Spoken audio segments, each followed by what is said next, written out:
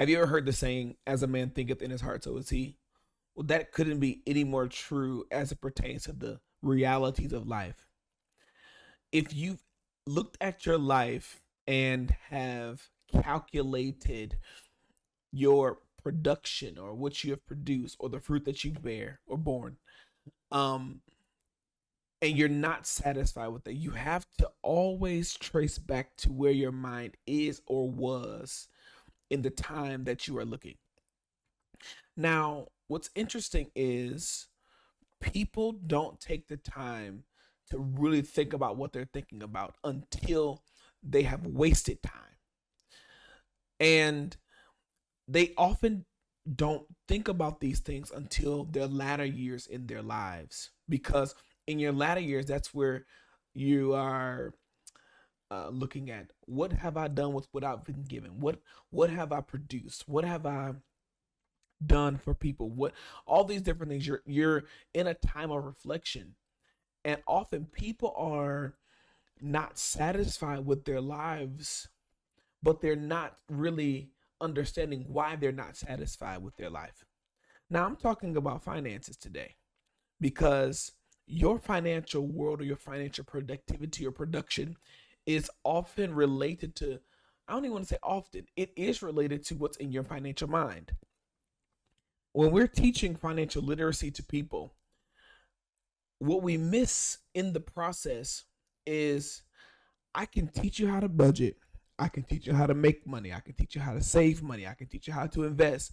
I can teach you all these things, but if I never address the mindset behind what you're doing, you will always perpetuate the same behaviors and realities that you have been in the past.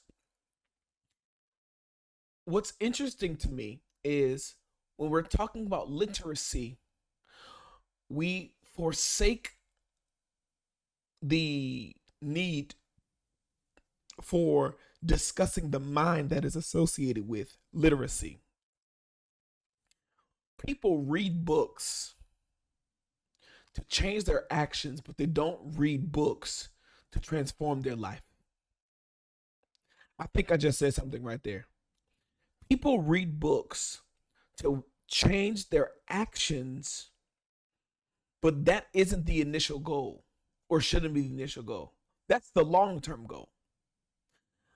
The real goal is I need to change my mind in order to change my life. I want you to write this down right now. In order to change my life, I first have to change my mind. And people have received these toxic financial mindsets that have caused them to have outcomes that are not conducive for what they desired in their life. And it's disappointing to them when time has passed them by and they haven't produced what they wanted to because they didn't have the mind to do it. I always tell people this: if you want your life to change, your mind has to go first. If you want your financial world to change, your mind has to go first. I can help you become a millionaire. I can help you become financially savvy. You see the word become? The word become is so important in the process of changing the financial outcome that you want to, because it it literally puts pressure on your humanity to come into a different level. It puts pressure on you to address the things that are not conducive for where you're trying to go or who you're trying to become, or the outcomes that you want to produce. Outcomes are always related to inputs. So what you put inside of you, the information that you have received, the conversations that you warrant, the different relationships that you invite into you are all shaping your perspective. Now, what's interesting to me is I always say this, and this is something that I've learned, and I'm grateful for for my education. I'm not the person that is always money, money, money, money, money. without addressing the things that are keeping people from the money, money, money, money. If you know me, you know my background. I didn't start off in financial education or finance at all. I started off going into towards like counseling. I was going to become a mental health counselor. Now I'm doing it in a different way, but if you know my story, you know that I started in sociology, and then my minor was in psychology, so I have a sociological and psychological background, and then I did business. And while I always say that that formal education is not bad, what I'm grateful for in the process of my formal education is what it taught me about people and the way people process information. You process your financial literacy based upon what you've been taught. Everything that you have been taught, whether it has been in a classroom or by what you have seen, it's affecting and infecting what you believe about and how you produce money. Every person that has come into your life has brought something to you that you have taken from them and now has brought your life into fruition. Your decisions, even not even your decisions, your actions, because decisions don't begin in action. Decisions begin in the mind, because the word decide is the word to cut off, meaning to cut off every other option there is. And then I make an action based upon the decision that I've made. People believe that decisions are what I'm doing. No, decisions are what I have been thinking and what I have perceived, processed, and what I've produced in my mindset. Then I will produce it in my actions. I hope I'm helping somebody. So if you look at your world, your financial world, you have to you before you even look at your mind, you have to look at what you've been taught. So if I want to change my financial world, or I want to change my financial, I must first change my financial mindset. And if I want to change my financial mindset, I must confront the environment that has shaped it in the first place. So the first principle that I want to give you, that if you want to change your financial world or your financial mindset, you must first confront what you've been exposed to. Now, my exposure. When we're talking about exposure, we're talking about what I've seen, my eyes, what I've heard, what I've communicated, which is tasted, what I smelt, and what I felt. It's my senses. So my senses is ultimately what is shaping what I am believing or what I am experiencing about money. For example, if mama and daddy or uncle and whoever's in my immediate um, family has communicated with me that not only the purpose of money is just to pay bills, but the only purpose that I'm working is to pay bills, then I'm going to work so hard that I only pay bills, but I never have or take on the mindset of someone who wants to invest until I change what I've been exposed to. I have to address, okay, here's my reality. Okay. I'm not satisfied where I am. I'm not satisfied with what I know. I'm not satisfied by what I'm looking at. Before I try to change my outcome, I need to change what my input is. I need to see, okay, what was I taught in these how many ever years I've been on the earth? Specifically, the first 7 years of my life are my formative years. Everything you know or you need to know about life, relationships, finances, the future, um, school, whatever it is going to be structured and formed in the first 7 years of your life. This is when you're mostly moldable. This is when it's the best time to teach your children or teach different languages or teach financial principles. If I can build the foundations of your life in the first 7 years, then that is going to help you for the next 70 years.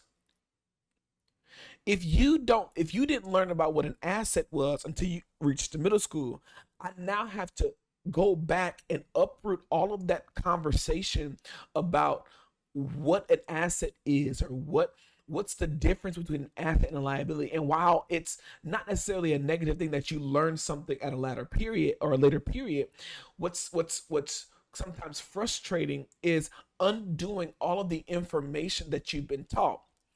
So financial literacy, it should confront the areas of your financial mind that are underdeveloped or not only underdeveloped but have been developed but developed in a negative way.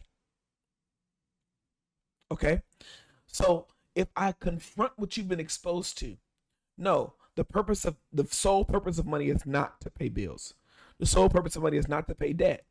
The sole purpose of money is not to buy expensive things. The sole purpose of money, if I can address those things, then we can start building on the foundation. Okay, this is how you save money. Because you don't, it's funny because a lot of people come to me and say, I need help saving. I said, no, you really don't. You don't need help saving. I need a savings plan. And I look at them and I don't want to be judgmental, of course, but it concerns me because I'm like, you don't need help saving. You need trained in your disciplines to be able to save. You don't have a saving problem. You have a discipline problem. And what we've done as people, we have addressed a fruit issue that's really a root issue. The root problem is not the fact that you can't save, it's why can't you save? The root problem is you not that you can't invest, why don't you know how to invest? It's the knowledge barrier or the knowledge deficit that is impeding on your ability to produce a result that is desirable, not the fact that you can't. Because everybody, listen to me, every person that is listening to me has the capacity to do something. Every person. And not only do you have the capacity to do something, you have the capacity to learn something. As long as you have brain cells available, you have the capacity to learn anything. So there's nothing that you can't do. You can do and know and learn anything and master it at any level. It's just a matter of your willingness to be disciplined in addressing what you did not know so that you can acquire what you did know or what you should know. Part of discipleship is discipline. I'm creating on this channel financial and wealthy and business disciples. People who can learn principles, apply them, and produce them in other people. I'm teaching you so that you can teach your family and your family can teach their children. This is the replication process, the multiplication process of making sure that the information that is received is distributed and dispersed throughout every generation. So the first way to transform your financial or your toxic mindset that is financially related is we need to confront what you've been exposed to. What have you seen, heard, smelt, touched, tasted, that has impeded on your ability to be produced in a positive way towards finances? Number two, now we then have to change your environment. If you receive information in a new space, um, you're more likely going, and if you're somebody who is a quick receiver and doer of the information, you are going to want to consistently be around those types of people. I'm going to let you in on a secret. If you receive information and you do nothing with it, but you go back to the same processes, the same environments that you were in without the intent to bring transformation to those environments, then you're going to only perpetuate those same thoughts and patterns. So you just wasted your time. People go to church only to say that they went to church instead of going to church with the intent to be transformed. People come to my classes, and you probably watching this YouTube channel right now. If you don't do anything with the information that has been given to you, you're wasting your time watching YouTube. While YouTube University is an amazing industry or school, a school's responsibility is to train you to help you become someone that can go somewhere to do something different. So people go to church, school, go get advice, financial advice, all these different things, only to perpetuate the same behaviors and go back to the same environments that they wanted to be transformed out of. So if you are someone that wants to change your mindset to have a different result, you have to change your environment. The best thing that ever happened to me was finding people who knew more than me in a certain area. If you ever want to get somewhere fast, if you ever want to acquire a result faster, find someone who's mastered it and listen to them. Pay them even, so that you can get the result faster than you trying to do it on your own. One of the best things that you can do is invest in yourself. I always say this, and the reason why I say this is because people always ask me the question, well, JaQuan, or Mr. Gamble, is what many people call me, Mr. Gamble. What is the best place to invest?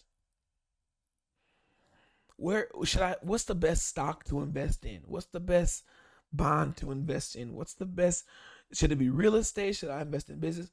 And my answer is always, the number one investment is not all the vehicles. The number one investment is the person that will invest in the vehicles. So when you invest in yourself, you speed up the process to have a positive result in the vehicle you're trying to invest in. People want to invest in all these different things, and it's good. I'm not knocking it. However, what I am knocking is you trying to invest before you learn the information that is necessary for you to be prosperous in that investment. I think Warren Buffett said this. Warren Buffett said, there is no risk in investing. There's only risk in investing if you don't know what you're doing. What does that tell you? The fact of the matter is that any investment is good if you know what you're doing. And if you don't take the time to learn or pay somebody who already knows it so that they can teach you faster, then you are going to miss out on all of the opportunities that are available. And you are going to make the process of positive results longer. The children of Israel were supposed to go on an 11-day journey. It's in the Bible. It took them 40 odd years for them to get a result because of their unwillingness to apply principle. Moses told them, he said, I'm going to give you principles. It's in Deuteronomy 6. I'm going to give you principles before I take you into the land. So when you get there, you don't squander it. In this entire process, what should have taken them 11 days took them 40 years and then some. It's because when you don't apply principle, you end up prolonging your process. People who don't apply financial principles, that are given to them are people who will prolong their financial productivity.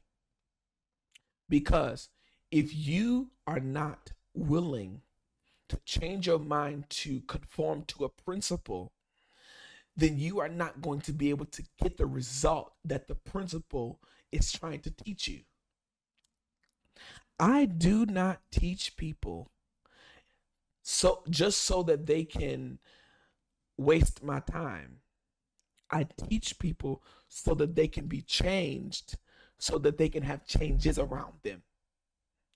Number three, if you want to change yourself or transform yourself from a toxic planet your mind, you then have to communicate the language of where you're going. So number one, I have to confront my what I've been exposed to. Number two, I need to change my environment, and number three, I need to communicate where I'm going, the language of where I'm going. Here's the beautiful thing about finances and everything. Everything has a language. Whether you're talking about money, whether you're talking about investing, whether you're talking about uh, church, whether you're talking about business, careers, education, whatever it may be, everything has a specific language. And if you don't have the language of money, then it's going to be very challenging for you to have control over it.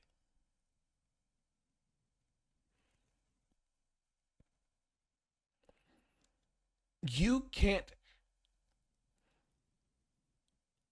be in relationship with something or someone that you don't know their language. There's I forget the man's name, but he was teaching about love languages. I forget the author of them. It's five love languages. And what's interesting is the love language is the way your partner or friends communicate love and receive love. It's giving and receiving, because giving and receiving is communication. And what makes people compatible is their ability to properly communicate with another person, their love language in their love language, and also receive it in their love language. So if your love language is act of service, I need to, but mine is not. I need to orient my mindset and my decisions to make sure that I can communicate with you in a way that makes sure that you know that I love you by showing you, by doing stuff for you, because that's the way you communicate. So then I can't be upset when you're not reciprocating the love language that I have, because I'm not being that person. So the same way with finances. If I don't know that the language of money, um, or I don't know what the language of money is, and I don't know how to communicate with it, or I don't know how to, you know, receive information from it, then I can't be upset when I don't have it and I can't produce it or keep it. So the issue is not the fact that I don't have it. It's the issue is I'm not communicating with it properly. Your relationship with money is determined by how well you communicate with it. How do you speak to it? How do you address it? Now, this is not being weird and spooky or anything like that. It's the fact that, okay, what is the language of money? How does money communicate? What is money saying? And the language of money is its purpose to you to be the person to steward it and tell it where to go. In one of my future videos, I'm going to dig into how to properly communicate with money because it's something that I've struggled with. It's something that wealthy people have struggled with. But when they found out how to communicate with money, it was something else. So you have to communicate the language of money because that's where you're going. So if you want to be someone who's wealthy, you have to communicate with money like you're wealthy. The first thing that you have to do is you have to see money as a tool. The moment that you identify money as a tool is the moment that you now stood in the control of it. That is the primal or primary principle of having the language of money. The primary principle is the perspective that you have of money, and the perspective that you have determines how it's going to communicate. So the number one perspective that you're supposed to have is money doesn't control me. Money is a tool for me. So if we want to change our financial mind, we must first, number one, confront what we've been exposed to. Number two, change the environment that we are or have been exposed to. And number three, communicate the language of money.